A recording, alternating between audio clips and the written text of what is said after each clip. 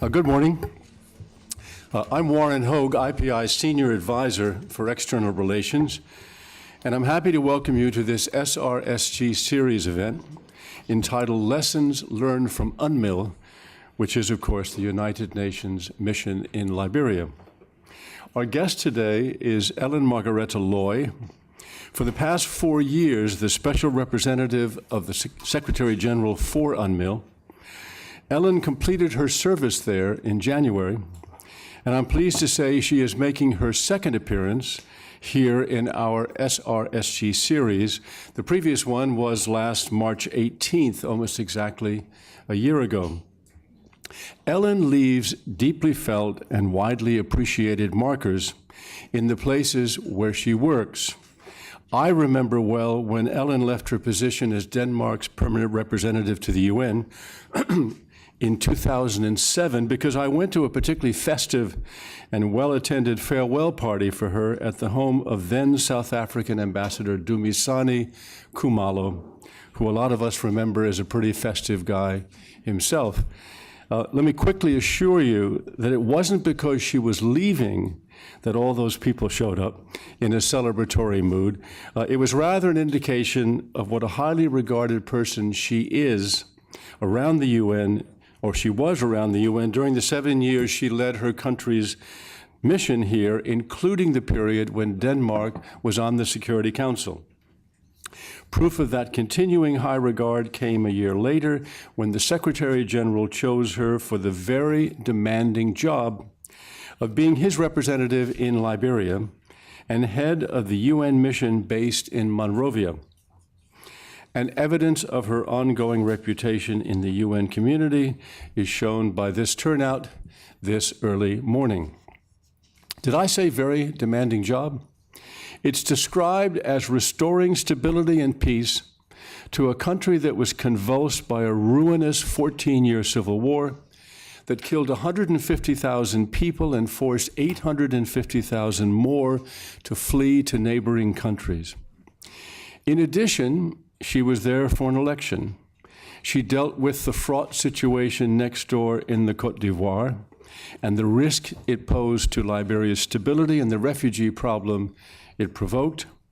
She responded to the need to redeploy some UNMIL troops to the Côte d'Ivoire without weakening UNMIL itself.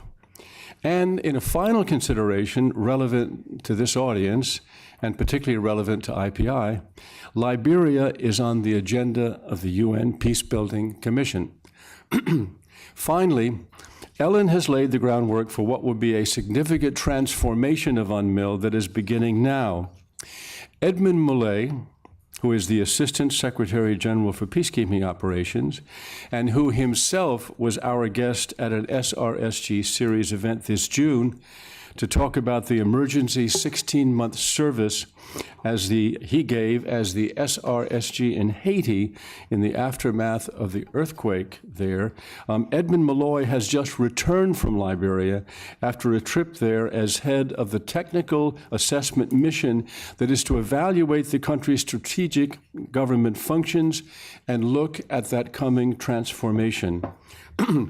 Ellen, I read a transcript of Edmund's press conference in Monrovia on March 2nd and saw that he was at pains to reassure people that UNMIL was not withdrawing, but that it was being, in his words, simply reconfigured or undergoing a gradual transition process to better fulfill its security mandate.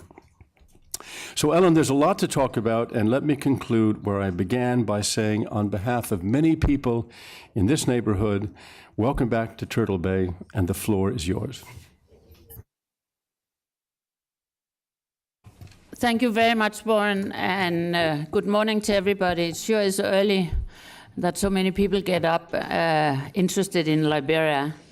Since I was here in the beginning of 2011, I thought it would be useful today that I didn't go through everything the mission is doing in Liberia and our mandate and so on, but focus a little bit on the challenges that, first and foremost, Liberia, but by implication then also the mission faced during 2011, and then maybe a few comments as to the way forward. 2011 was an extremely difficult year in Liberia. It started out by the crisis in Ivory Coast, and everybody was focused very much on how to solve the crisis in the Ivory Coast. But unfortunately, that crisis also had a fallout for Liberia. About at the height, close to 200,000 refugees sought refuge in Liberia.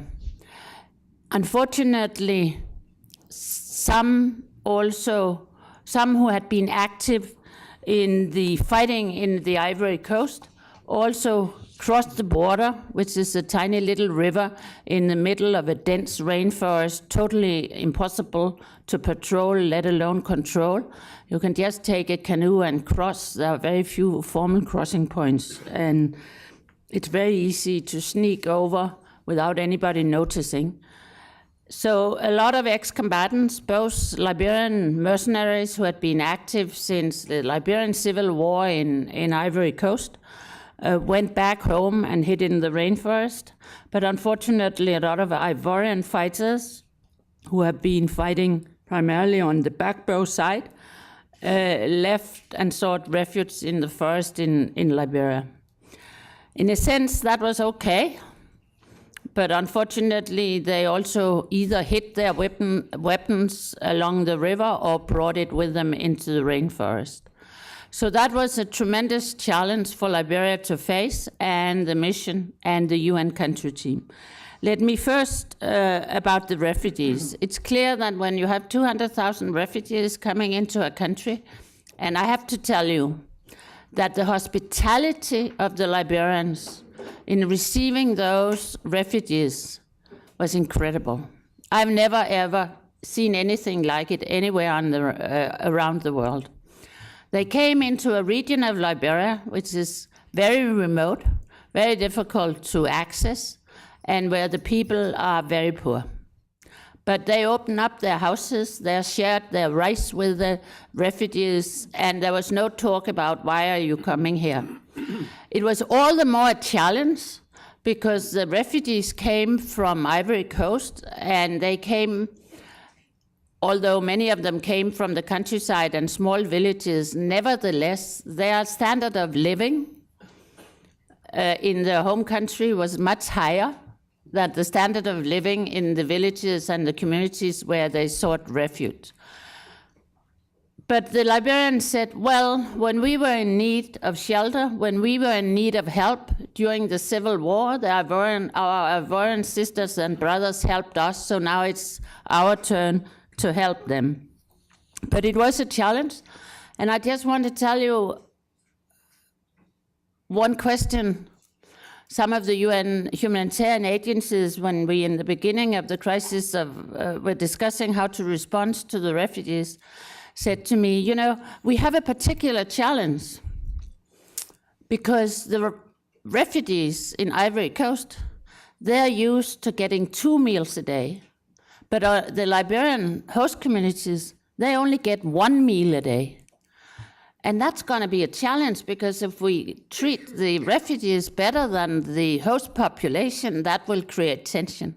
So just to illustrate how basic the challenges were. Then came the question of raising the humanitarian funds for the agencies to function. And that was a particular challenge too, because as most of you know, world's attention is very focused on one crisis, and it is as if the international community cannot manage to focus on more than one thing at a time.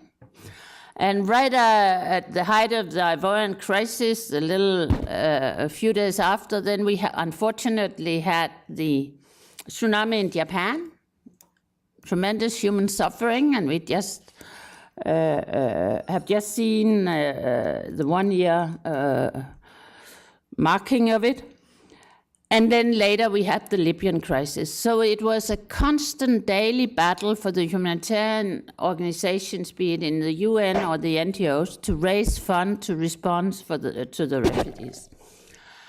But they managed, sort of. And after the situation calmed in the Ivory Coast, many of the refugees went back home, except about 90,000, which are still in Liberia, and who probably will stay in Liberia for quite a long time, because they came from the area of the country that was hardcore backbone political supporters.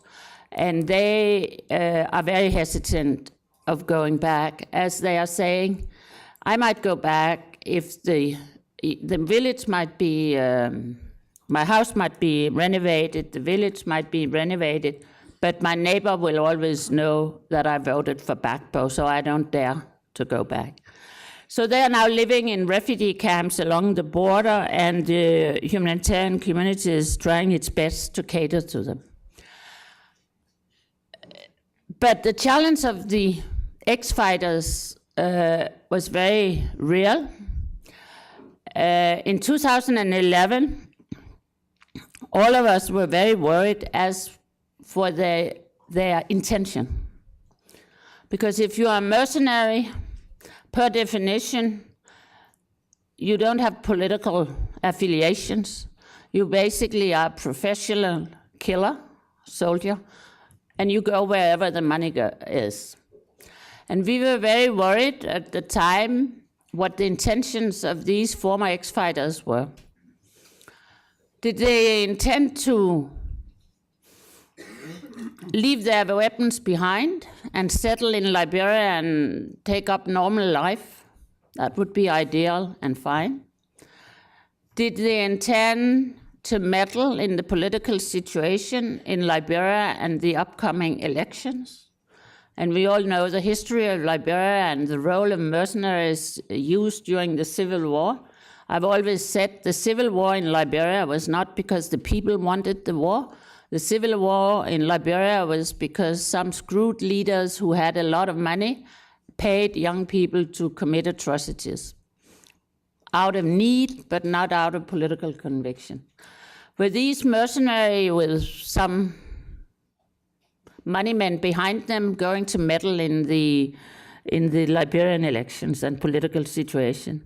Or thirdly, did they have any intention of continue to meddle in the situation in the Côte d'Ivoire? In other words, did they intend to use Liberian soil as a starting point for attacks into Côte d'Ivoire? We were, as a mission, extremely vigilant in monitoring whatever we could. And again, it's dense rainforest, so we couldn't monitor very much. But we could monitor whether weapons were moving down to the capital and thereby easier could be used to meddle in the elections. I have to say on that score that although we had reports of some of them gathering and being ready, luckily the Liberian politicians were not interested or did not have the money to hire them.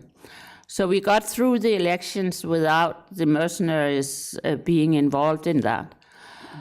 But the situation, even to this day, is there's a lot of former fighters in Liberia. There's a lot of weapons in the area or right on the other side of the border. So it's a situation that will have to be monitored closely for the future. And since they didn't meddle in the Liberian elections, I believe that it has to be monitored on both sides of the border, both the Liberian and the Ivorian side, because the risk of them meddling into the situation in Ivory Coast might have increased. The second big challenge, and I have already referred a little bit to it, that we faced in 2011 was, of course, the elections. And we were very lucky or unlucky, I don't know how you term it, the legislature had decided after a lot of discussions that they would try to make changes in the constitution in a few provisions. So they needed a referendum in August on some of those changes, including moving the elections out of the rainy season. The referendum was held, and it was lucky for the mission in a sense and the election authorities that it was a kind of a dry run for the real elections in terms of logistics and so on. But the result was that the propositions, except one, failed. Because to be quite honest, the Liberians didn't know what a referendum was, and they didn't understand why they had to, for instance, vote on a proposition of increasing the retirement age of judges from 70 to 75 years. It was not a comprehensive constitutional revision. It was on certain isolated areas, and it simply was not understood, and the Liberians didn't show up, and if they did, they said, I don't know what it is, so it's probably safer to vote no. But for the mission and for the election authorities, it was a very useful dry run in terms of the logistics. Then started the debate. And I want to remind you once again that the peace agreement after the prolonged unrest and civil war in Liberia was signed in 2003 as part of the peace agreement. Presidential and legislative elections had to be held in October 2005. That was when President Johnson Sirleaf was elected. And then 6 years later, according to the Constitution, new presidential and legislative elections are to be held. In 2005, the elections were held, but several provisions of the constitution were simply put aside and not applied for those elections. And those elections were heavily orchestrated and run by the international community. This time around, 2011, the elections were going to be home run. They were going to be run by the Liberians. They were going to be run in accordance with the Liberian constitution, for better and worse. And as the Security Council said, in our mandate, we should support the elections logistically within our existing capacity and capability, nothing extra. Furthermore, the Council said that we should coordinate international assistance to support the elections. And thirdly, the Council had given us the mandate to use our good offices to facilitate free and fair and violence-free elections.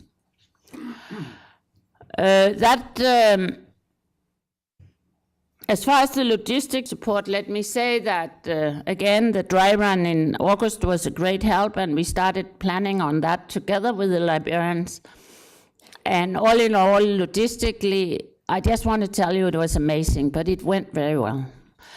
And you cannot comprehend when you're sitting here in New York the challenge of getting the elections material to all the polling places in a country like Liberia in the middle of the rainy season, okay? You think you drive it out to the polling place and then you drive out and pick it up, okay? You don't. First, you have to get it out to 19 places around the country. You can't drive to all these 90 centers around the country. In certain places, you have to fly it out, and that's when they needed the UN helicopters to help them. Then when you had it out there, like in a central place in a county, then you have to get it further out to all the polling places. By doing that, you use pickups as far as the car can go. When it can't go any longer, then you use motorbikes. And then in some areas of the country, when the motorbike can't go any longer, then you use porters who are walking on their 2 feet with a ballot box on their head to the final polling place. And then if it's raining then you get stuck either with the car or the motorbike, and the one who is walking, he has to take the canoe over 10 rivers and so on. You just can't imagine the logistical challenge.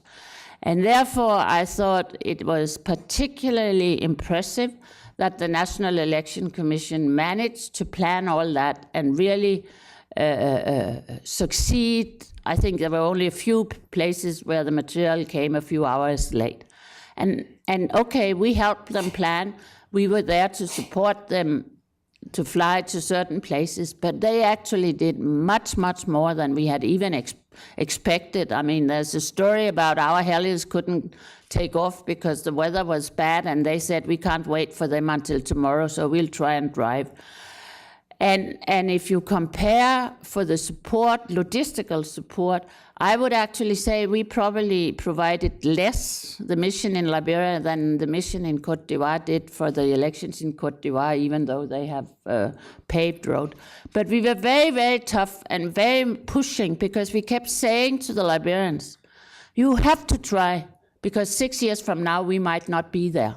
So you better see what you can do while you have us as the backup. So that was a huge success. As for the second part of our mandate, coordinate international assistance, I think that was a success too.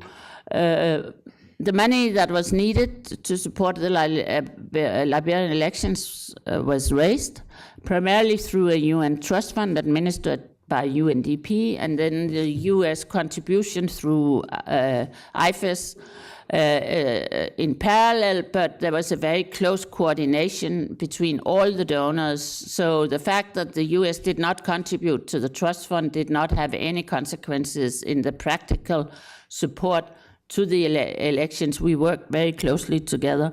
So I think that was a huge success too. Then comes the third part of our mandate, which was to apply our good offices in ensuring a free and fair and conflict-free elections. That's easier put on paper than done, I have to tell you. But what we did was that we tried to meet with all the political actors and all the political parties. It's a challenge in Liberia because it's very easy to establish a political party according to the present constitution. And therefore, there are 30 political parties in Liberia, and they have a little over 3 million inhabitants. There were 16 presidential candidates, again in a country of 3 million people, so that's a bit of a challenge.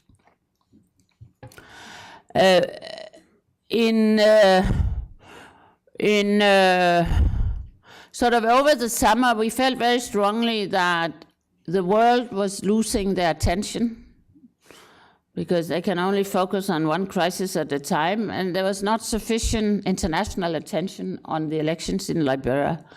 And the political debate started and became a little heated from some of the political actors. It was very unfortunate that ECOWAS had closed their office in Monrovia, that the AU didn't have a representative on the ground. And there's a basic thing as to who's going to send international observers. We were told the Carter Center would send some, but not very many. The EU didn't have Liberia as a priority. We couldn't get any indication from the AU and the ECOWAS. So we intensified our contact with ECOWAS and the AU, and we ensured that ECOWAS sent 150 observers, and 200 in the second round, which was a huge, of huge importance. The African Union also sent observers. And not only that, we managed to get the ECOWAS to send a special envoy for the elections, and who stayed in Liberia all through the elections, and who also engaged with the political parties and in very close cooperation with me.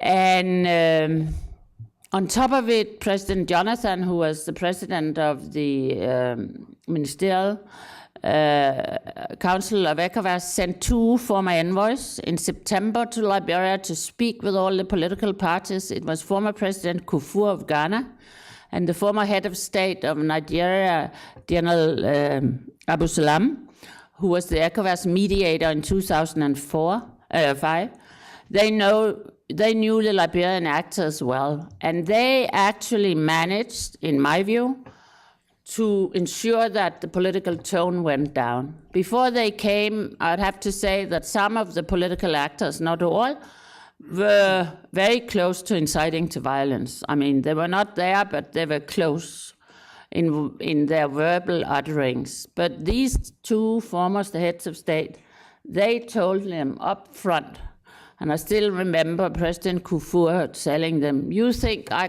became president of Ghana overnight, and I just woke up one morning. I have to tell you, I fought for it for 40 years. You are a young man. If you don't win this time, you can fight next time." And he told them, "And you might say a lot of things and do a lot of things and get it away with it in Liberia." And then President Kufuor, and if you know him, he's a tall, impressive gentleman, he was saying, "But I just want to tell you, we in ECOWAS won't accept. We are watching. And if you don't know it, there's something called the International Criminal Court today." And then, so it was extremely useful in getting the tone down and everybody realizing, please let us keep it to the verbal utterings. And that it was done, and the first round of the elections in October went fantastic. I want to tell you that day is probably, in my 4 years in Liberia, the most beautiful day. It was pouring down. People were standing in queues in Monrovia area from 5 o'clock in the morning in the rain. There were no skirmishes. Liberians, as soon as there is a little disagreement, they start getting their hands out of their pocket and pushing and a little bit. But that day, they were smiling, happy. There was no, regardless of who they vote for. It was a fantastic day. But then they started counting the votes. And then those who didn't get that many votes started saying, no, it was cheating, that was cheating, that was cheating. So there was a huge debate on that. And the observers said, no, it went according to the book. And the problem, if I may say so here, is that many of the politicians had not sufficiently acquainted themselves with the procedure. And you can just imagine in a country like Liberia when you are saying, oh, no, we saw ballot boxes being opened when they were transported from the polling places. And one political leader said in the press and in our meetings, and I know for sure that when the ballot box was moved from there to there, it was half empty when it started and it was full when it came to the magistrate. So they were stuffing ballot boxes with ballots. And the fact of the matter was that the way the system was devised, it didn't matter. You could stuff as many ballot boxes when they were being transported from the polling place, because hardly any of them would ever be opened and counted again, because the count took place at the polling place. And it was at the polling place where the party agents had to monitor that the count was correct. What happened with the ballot boxes afterwards really didn't matter in the vast majority of cases. Only if the difference between two candidates were very tight, then there had to be a recount. But it created a lot of fuss. It created a lot of discussion. And it was very clear when the count came in that there had to be a second round, because between the Unity Party candidate and the candidate from the biggest opposition party, CDC. In other words, President Johnson Sirleaf and Councillor Winston Tubman. But since CDC said that we were cheating, they said they didn't know whether they would participate in the second round. So you can imagine the months where we tried to mediate between them and try and get them to participate, and we managed to get Winston to go to Abuja, to President Jonathan, but still they did not participate, and the rest is history. The president won the election, and on the 16th of January, and she was inaugurated. And now a few words, I can see you're looking at your watch, Warren. A few words about the future, because I left right after the inauguration. And we have had, as Warren said, the technical assessment mission in Liberia since. And I think now Liberia is moving forward and has to look forward. And they have to.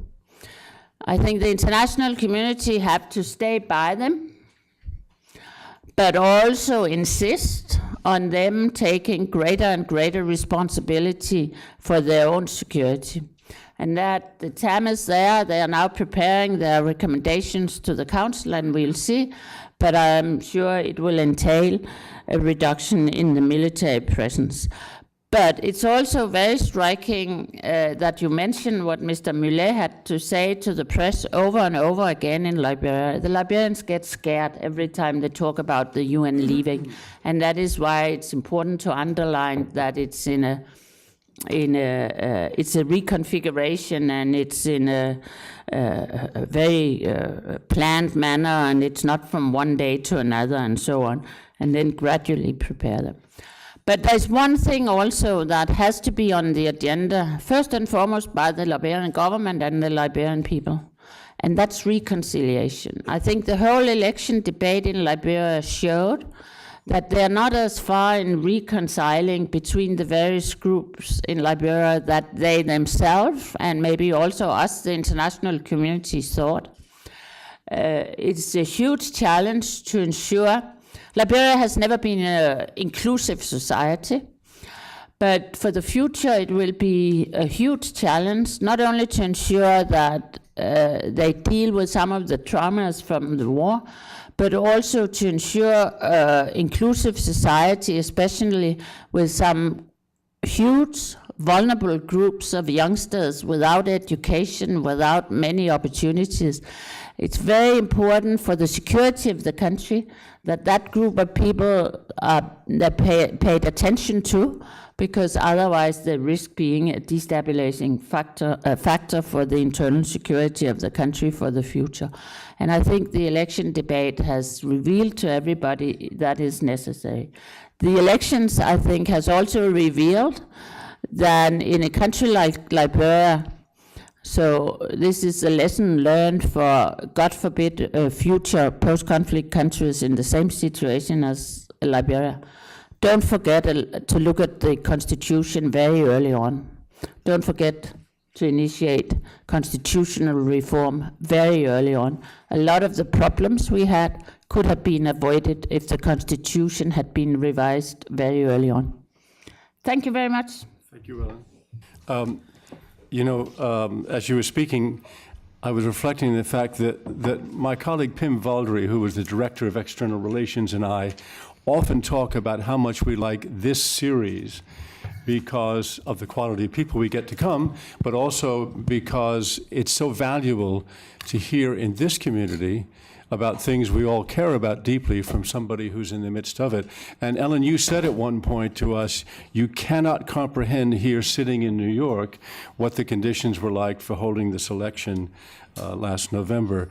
And it just justified in my mind why this series is so valuable.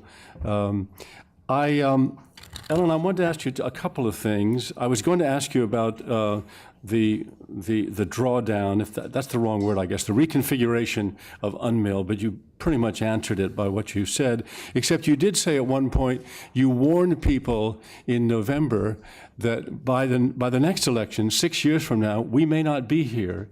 Is that the likelihood that the UN over the next 6-year period will be reconfiguring and ultimately withdrawing? Well, I mean, it's for the Security Council to decide, and 6 years from now is ahead of time, but I'm confident that the mission will not be there with the capacities we have today, even though they are reduced from what we had in 2003. And we are already talking about reducing the military presence and so on. But I also hope the infrastructure in the country and the capacity, human capacity in the country will have increased by then. And some kind of UN presence will definitely be there 6 years from now. What kind of form, I don't know, but there's a long-term development effort that has to continue in Liberia even when the peacekeepers have gone. So I don't want to give a definite timeline, Warren. Okay, I want to go to the floor in a second. Let me just tell you three things in compiling my notes for this. And understand these are notes that a journalist takes. They're just quick. They're much starker than the reality. But I wrote these three things down. I just wanted to ask you how bad this is, or if this is something that can be addressed and repaired. The first note I said to myself was, the idea was to create a 4,000-person national army. It was eventually put together by the American security corporation DynCorp, and it now is led by personnel from the Nigerian armed forces. That doesn't sound, and it's only 2,000 people. That was the first note to myself. Second note of that kind, recommendations of the 2005 Truth and Reconciliation Commission have largely been shelved. Third thing I wrote to myself, the Human Rights Commission is dysfunctional. Understanding these are journalist notes, can you just address those 3 points? They sound pretty stark, but is it as bad as that? Well, let me first say about the armed forces of Liberia, that really relates to the capacity and capability of the national security agencies. And therefore, you cannot discuss the armed forces of Liberia in isolation from the police. You are right that maybe the idea was to have a 4,000 armed forces, new armed forces. The old one was totally dissolved. But for many reasons, including financial reasons, they ended up at 2,000. They're still in training. They are not operational. They will not be operational until 2014. And there is a question as to ever so often being discussed, how are they going to be used? But the peace agreement and the Defense Act is very clear that the prime role of the new armed forces of Liberia is to protect the territorial integrity of the country. In other words, that they are not going to have a role in keeping internal security, and the threat against Liberia is not that from neighboring country. I mean, we had mercenaries and fighters crossing the border, but that's not a threat as such. So that's one thing. The second thing is the police. We now have a little over 4,000 trained police officers, and I know that it has also been discussed, including during the term. Is that sufficient to take care of internal security in the country? If you look at the number of inhabitants per police officer and compare with other countries, certainly not. Then you should probably have a police force in Liberia of 8,000. My advice, however, is yes, build it up gradually, but don't focus only on the number of trained police officers. And I've said it over and over again. No matter how well trained you are as a police officer, you cannot do your job if you do not have the means to function. If you do not have vehicles or motorbikes or whatever to move from the police station to the crime scene, you cannot function. If you don't have communication equipment, etc., etc.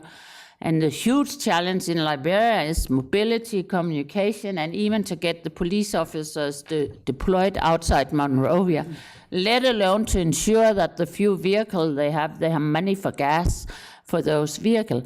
So you have to be careful where you put your money. I mean, you can put them in training more police officers at the academy, but it doesn't necessarily mean that the security in the communities will increase, and you have to find the right balance. But let me say it abundantly clear, Warren, what you are after is what you're asking me is, what is the status of the Liberian security agencies? Are they able to cope with the problems? And there I have to say there's still a lot to be done. I think our military force has been a kind of deterrence, and if and when it's reduced, it's very important that it's ensured that mobility is there so they can move quickly to hotspot areas. But we have to understand that the majority of threats against the peace in Liberia during the last years have been internal. And therefore, the crucial role when we discuss transition with the government, who's going to take tasks performed by the peacekeeping mission over in the future, the vast majority of those tasks have to be handed over to the police. But compared to countries in the neighboring region, the Liberian institutions are very weak and very small. TRC, yes. The Truth and Reconciliation recommendation was not followed up in Liberia. The fact is that there's a lot of recommendations in the TRC report, like palaver hut mechanisms and so on, to talk about grievances and so on. It links very much to the reconciliation I was talking about that has to be intensified. So I hope that the Liberians will start discussing with more vigor the recommendation in the TRC report and not only focus on this banning from office or prosecuting certain warlords. Because there's a lot of recommendations that really deal with reconciliation. Yes, the Human Rights Commission have been slow in getting started. I think that is a very diplomatic way of saying what you said. I'm watching what's happening and whether now after the elections and the appointment of the new government there will be a change in that. I think it also relates very much to the whole question of reconciliation, especially since the International Independent Human Rights Commission is also tasked with monitoring the implementation of the TRC report. But it has to be addressed. Excellent. I would love to take some questions if I see your hands. We'll go, I'll take a couple in a row. In the second row first, in the third row second, if I saw a third hand, and in the back row last. Thanks. Good morning. Thank you very much for an interesting talk and a good way to start the morning. My name is Kai Stabel. I'm with the UNDP. My question ties into what you talked about, constitutional drafting and the importance of how it's done. So I was wondering, from your particular vantage point, are there any lessons that can be learned from how the Liberians have sort of approached constitutional reform issues that can be looked at in relation to Egypt and then potentially Libya? And I know we shouldn't steal the thunder, as you mentioned in the beginning, with other conflicts, but the role of women and sort of the inclusive element, because if we're talking reconciliation in the long term, how, you know, if the documents that are drafted in the beginning do not reflect a large portion of the population? Thank you. And right behind you, Kai. Thank you, Ms. Løj, for a nice presentation, worth getting up early for. My name is Elizabeth Mooresmith. I'm from the Department of Political Affairs. My question is about reconciliation. Obviously, you flagged that as the big issue going forward. My question is, what do you think the role is for the UN in the reconciliation process in Liberia? What has been done by the UN, and what do you think could be done, and by whom? Should it be the mission? Should it be UNDP? Someone else?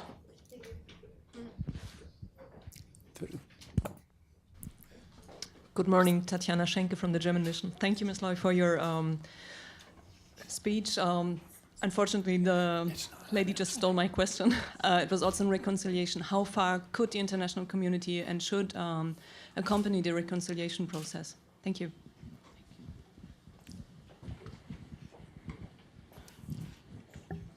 Okay.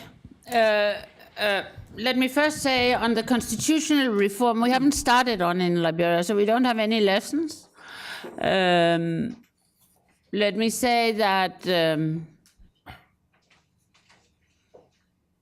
Let me first say that in hindsight, I think it would have been fantastic if they had decided in the peace agreement in 2003 to make a revision of the constitution, and that had been put for the referendum in 2005. That wasn't done, so now it has to be addressed. The president has, I understand it here in February, put a proposal to the legislature for setting up a constitutional reform commission.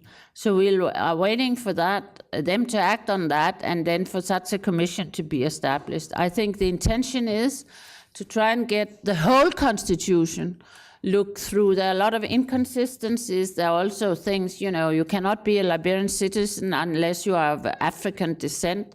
And unless you are a Liberian citizen, you cannot own land and so on. And there are many things in the Constitution. I don't know if there's anything particular about women. I mean, it's too early in the process. And then there's a lot of inconsistencies. And, they have to make the choice whether they want all their election-related provisions in the Constitution, with the difficulties that entail if you want to change anything, or you only want a major part and then have an electoral law and so on. Many issues, but they haven't started. But I think they will be starting fairly early. And I think, from the international community side, we have been discussing with certain people also, maybe once the commission is established, to bring in people who have been involved in constitutional reforms in other countries and similar situations, not for them to copy, but for them to be inspired. And as you know, a very thorough process on constitutional reform has taken place in Kenya. But that is all work to become. UN's role in reconciliation, let me first say, when the Truth and Reconciliation report was out and it was heavily debated, what is it now, 2 years ago? 3 years soon, maybe. I remember that I had a meeting, which I had it on a regular basis, with the Liberian civil society organizations. And right after the TSE report was out, that was, of course, a main topic for discussion. It turned out that the civil society organizations were split right, left, and center in how to follow up on the report. And during we had a very long meeting, 3.5 hours or something, and a very heated discussion. And at a certain point, some of them looked at me and said, so what should we do? What do you, the international community, tell us to do? And I looked at them and I said, I don't tell you to do anything. I ask you to discuss the recommendation, because I can't tell you what to do, because reconciliation in a country torn apart after such a war like Liberia had cannot be imposed from abroad. It has to be homegrown. It can be encouraged and can be supported and all that, but we cannot come in and impose those kind of value kind of ideas. But we can support them in bringing the process forward. That is why, for instance, on the PPC agenda, when Liberia is on the agenda in the priority plan, the government asked already before the elections for rule of law, security, and reconciliation be the 3 main priorities. The PPC was in Liberia in June last year. The Prime Rep of Liberia will confirm it. They had discussions with the Liberian authorities as to what, and that was again before the elections, how the international community could support all the various ideas on reconciliation. But the conclusion was also that the Liberians had to make a strategy for what they wanted in terms of reconciliation. Because the risk when you talk reconciliation is that you can have a lot of isolated activities and seminars and get together and talk, but if you don't sort of get it together, and then it might not be sustainable. So at the moment, I think the international community, what we have to do is to encourage the Liberian government and all the Liberian actors to get, so to speak, their act together and develop that strategy. And then once we have that priority setting, then we start looking at what can the international community support and what can they not support, money terms, experts or whatever. But I do believe that we have to be careful that we are not taking ownership to that agenda, which has to have national ownership.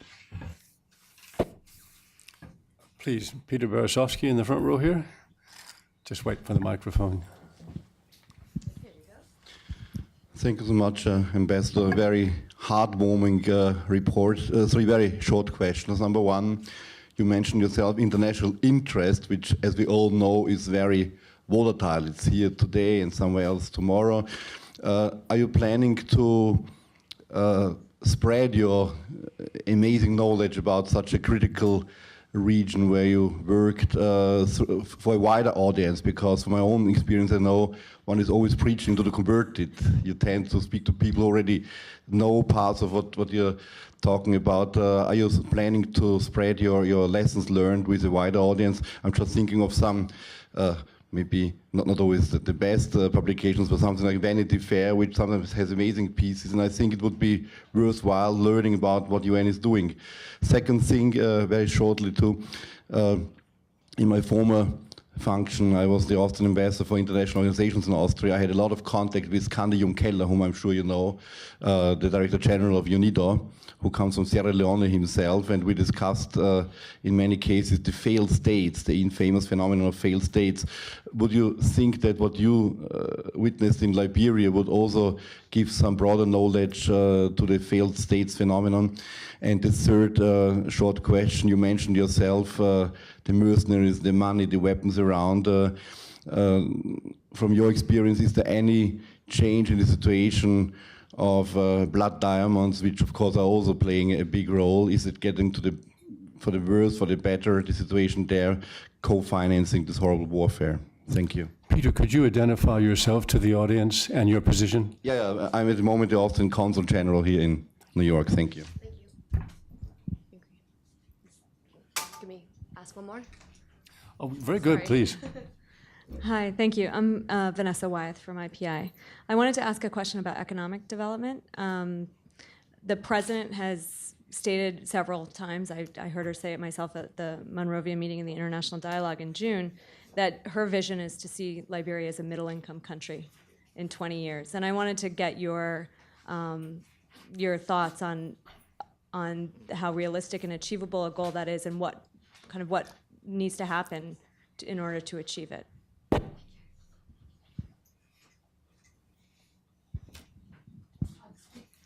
Sorry. Very good, please. Yeah, just Yeah, I was just a short question. My name is Tanya Bernath, and I've worked in Liberia for a long time.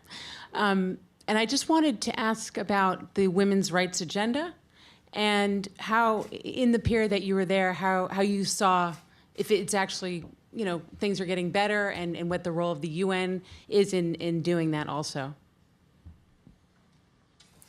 Okay. Do I plan to share my experience? I'm not going to write a book, but I'm ever so often going to participate in things like this. But I have been away from Liberia over a month now. I'm already out of touch. There's a lot of things have happened, so we'll see. Secondly, failed state. I hate that word. And I refuse to call Liberia a failed state. Because if Liberia was a failed state, what have I been doing there for 4 years? I've been wasting my time, huh? It has an implication that it's failed, so you can't do nothing. I call it fragile states. I call it post-conflict states or whatever. I don't call it failed. And everything we have been doing is actually trying to give them the push to move forward. And that relates very much to economic development. I mean, that is a part of it to move forward, political and economic development and security.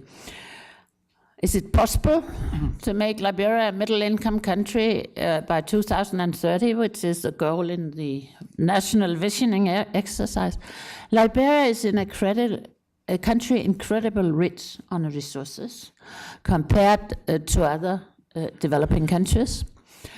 So it might be possible, but it sure requires a lot in terms of the policies and the implementation of the policies and the management of the resources. And I chaired the Sanctions Committee of the Security Council in 2005 and 6. And at that time, there was sanctions against timber and sanctions against diamonds from Liberia. We lifted, I remember in 2006, after the elections, the sanctions on timber conditionally for legislation to be passed. It was passed. We did so that the government could have income from the timber in the dry season in 2007. I think the first export of tropical timber from Liberia took place in 2010, and they haven't had much income from the timber. One reason being the international financial crisis and the prices on the world market plummeting, but another reason being a very complicated control system that has been put in place partly by the Security Council, but probably a system, yes, it preserves the resources, but it's probably also a bit too complicated for a country like Liberia. Diamonds, they've also been lifted. I can only say I'm happy for Liberia that they don't have as many diamond resources as they have in Sierra Leone and so on. Why? Because a lot of diamonds, even the small diamonds they have in Liberia, is moving out of the country illegally, and it happens all over the West African region. Why? Because you all remember the film Blood Diamonds and all the discussion after the civil war in Liberia and Sierra Leone. You remember the Kimberley process being introduced and the diamond producing countries with very strict requirements for how to certify diamonds that were exported and so on. But the Kimberley process is not as tough today as it was, and the control mechanisms are not really abided by everybody. Formally, yes, but it doesn't. In the beginning, it was a threat for a diamond, and they were scared, a diamond-producing country, when they had to be examined in the Kimberley process with the risk of not being certified. Today, Kimberley process is solely focused on Zimbabwe. So anyhow, but Liberia has a lot of resources. The challenge, timber, they have a lot of land. They could be self-sufficient in food. They are not, because they don't like to do agriculture. I'm always on their back on that. They could be food exporting. They have pineapple, they have palm oil plantations and so on. And recently they have found oil. But they have a lot. I think, however, the real challenge is to make an inclusive country, also in economic terms. My fear is whether the economic resources and the economic benefit will be evenly distributed so that the people upcountry will also benefit from it. That, I think, will be a tremendous challenge for the years to come in Liberia.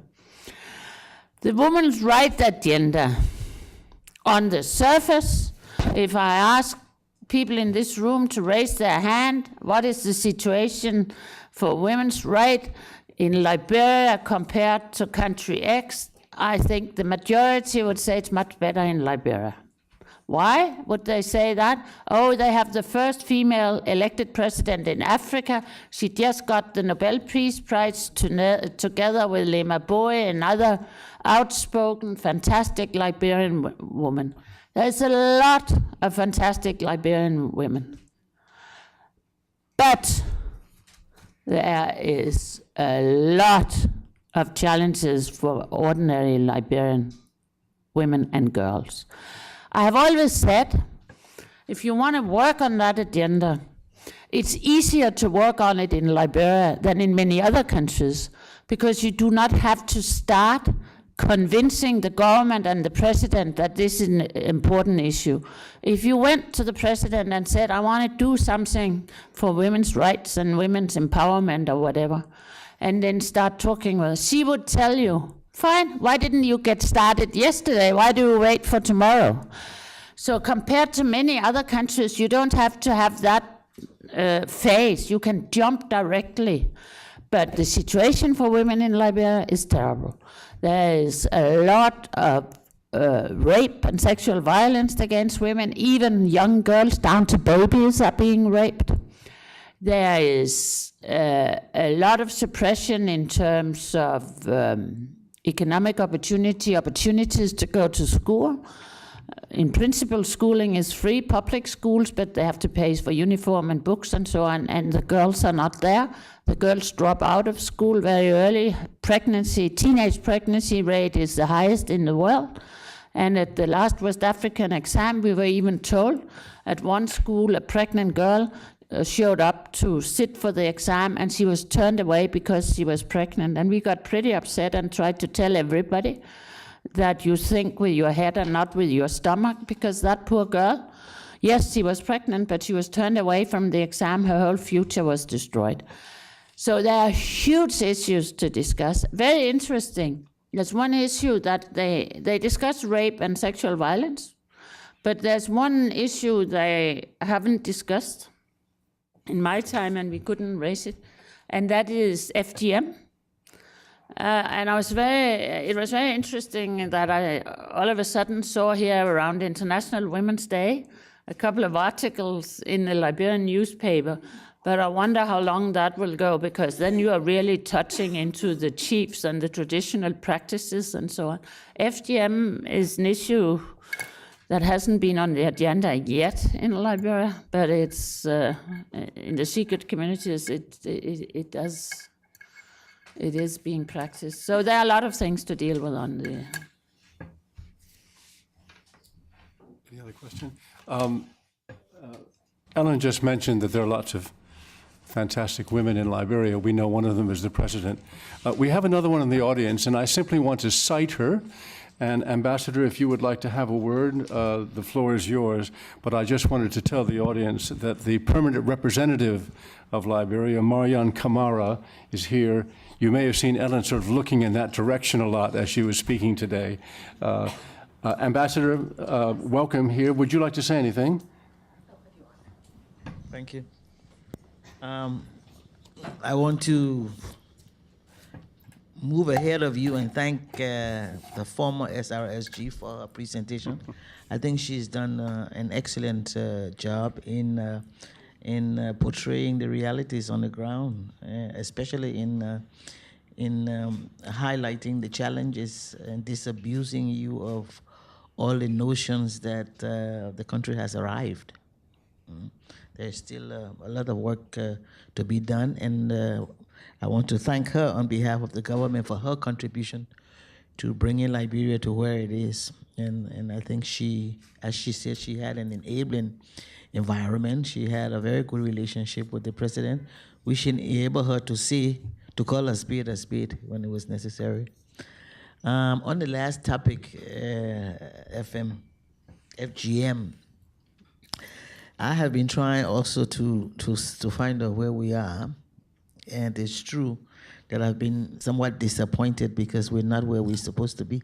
And in fact, yesterday and on Friday, I was reading in the press an article that was written by one of the journalists, one of the Liberian journalists, who said that she was getting threatening letters and she had gone into hiding because she wrote an article on FGM and saying that, we needed to address it much more forcefully.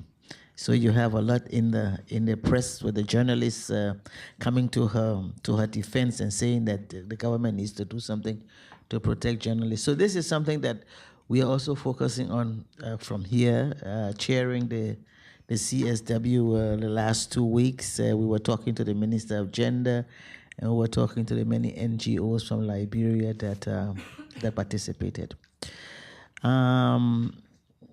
It was interesting to hear Ellen's comments about where we go in terms of the transition of UNMIL, and indeed, as she said, Liberians become very scared. Actually, the opinion is split.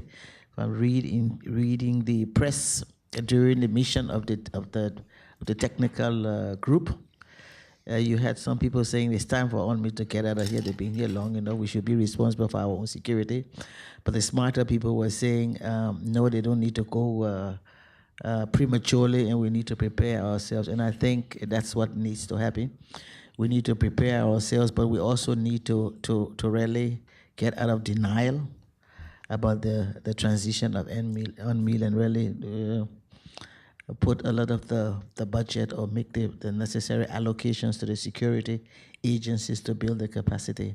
The Peace Building Commission, the Liberia configuration of it, has done some plans with the government to sort of decentralize the whole law enforcement area and to make justice more accessible to people in the remote areas, we need a lot of financial support from the international community to implement those plans over the next 2-3 years. So I take this opportunity to make that appeal as well, that we will need your support to build the capacity of the security agencies and to make sure that security is decentralized. It's not just in the capital, but it's out in these remote areas where you also find women who are prone to whatever is going around. So thank you again for your service, and good luck.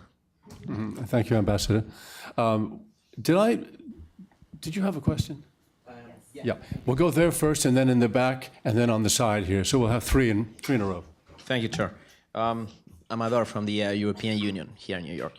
I have 3 quick questions. The first one is about reconciliation. And sorry to revert to this thing again, but I think it's a very important one. And I would like to go a little bit deeper if it's possible. So in concrete terms, how do you see how this process can be moved on? I mean, the balance between impunity, immunity, I would say also, and reconciliation. We know the Truth and Reconciliation report was out 2.5 years ago, and it's quite hard to move this on. The Nobel laureate was here last week also saying that the people in Liberia were getting anxious. So how do you see the urgency to move this forward? And in concrete terms, how should this start? I think that Prince Zid from the PBC has very clear ideas here. It's starting with setting up national archives. This is also a thing that you see as a priority. So the second question is about the elections and the lessons learned. You were very, very self-explanatory, and you told us a lot of insightful remarks. But if you have to choose 2 or 3 lessons learned that could be applied, for example, for the Sierra Leone, we know that the situation may be a little bit different in Sierra Leone, but in 8 months' time, there are elections as well, and very complicated elections without strong presence of the UN, 3 rounds of local presidential and legislative elections, so I think it's 17th of November. 2 or 3 lessons learned that could be applied there. And the third one, we talk a lot also about the Peace Building Commission. How can the PBC better contribute, taking into account, of course, this is a New York-based platform, but how can the BBC better support national and international efforts in Monrovia as well? Thank you. In the back of the room. Yes, my name is Nasioko Bright. I'm the Chief of Staff of the Office of Margot Wallstrom, the SRSG on Sexual Violence and Conflict, and I also am a Liberian. I'm very interested in what you said about sexual violence in Liberia, particularly, the rape of young girls, and you said babies as well. And I wonder how the UN system is dealing with that, how the Ministry of Gender, for instance, is dealing with that. Who are the interlocutors who have programs on the ground, and what more can be done? What is the rule for our office? I know that Margot Wallstrom was there, and she's been engaging with you, SRSG Løj, on this issue, but can you just give us a sense of what we can do more and what actually is being done and what more can be done? Thank you. Thank you. And the third hand was there. Thank you very much. Good morning. Andra Shamish Goldman. I'm from Canada, but also representing Justice Rapid Response. My question is tied very much to what Nancy has just asked. I understand that there is now a process from her office with the team of experts to support the investigation and prosecution of sexual crimes in cases of conflict in Liberia. And just wondering from your perspective, what the response of the government is, because my understanding is that the process is now that the terms of reference are being discussed with the government, and sort of what would be the issues that that would determine the outcome of actually approving terms of reference to be able to have international assistance to the local authorities to investigate and then prosecute sexual violence in conflict situations in Liberia. Thank you. Thank you. Let me say once again, I can't say much more on reconciliation because, I mean, we are not talking as far as I know, of who's going to be brought to court and whether impunity is going to prevail. I mean, I've been saying in Liberia all the time, if you think you can swipe it under the carpet and the international community accepts impunity over time, you have to remember Cambodia. I just want to remind you, it took more than 20 years before a court was set up, a hybrid court was set up to deal with some of the atrocities committed by the Pol Pot regime. That being said, I don't think there are much interest in the international community today to set up another costly special court to deal with atrocities committed during the Liberian Civil War. And as we all know, Charles Taylor is being tried for what he committed what he did in Sierra Leone. And the ICC does not cover the time during the civil war in Liberia. So we are in a vacuum. I haven't heard anybody moving on that, but I've been careful to say, don't forget the international community, do not write a blank check for impunity that counts forever. So I think it's much more important that they get to start discussing many of the other issues. I think reconciliation is a wide spectrum of activities. I talked about reform of the Constitution. I actually think reform of the Constitution is also within the category of reconciliation. And so it goes from reform of the Constitution down to palaver hut mechanism on the grassroots level in the villages to discuss how do you, I mean, you can hear stories about a young ex-combatant. He was a child soldier. He lost his leg during the war.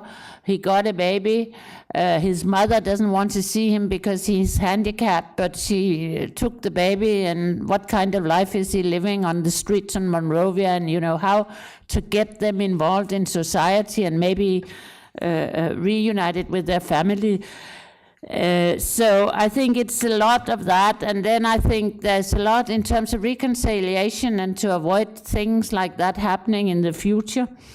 A lot has to be done in the curriculum with the children that goes to school, and that actually relates to sexual violence too. It's a behavior. It's a value system that you have to address, and you cannot do that overnight. You can preach, but that doesn't, you know, register.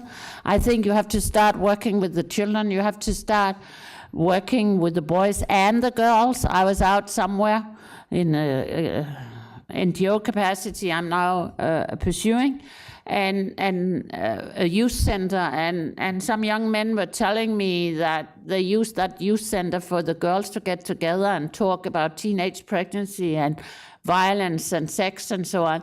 And I said to the guy, I said, why is there only the girls getting together? What about the boys? In my book, it takes two to make a teenager pregnant. I mean, all those kinds of things, value system has to be addressed in Liberia, and that is a long-term process, and I think it has to start in the schools. And I've discussed it ever so often with the president, and I hope something will be moving on that score, because otherwise we are only putting out fires. We are not avoiding the fires happening. And in many of the rape cases we have, and the small kids, it's also very typical that they happen within the family or people close to the family. And it's also very often so that the case never gets to court because the two families settle it out of court. And who is the victim? That is, of course, the girl or the young woman. So there's a lot of things like that that have to be addressed.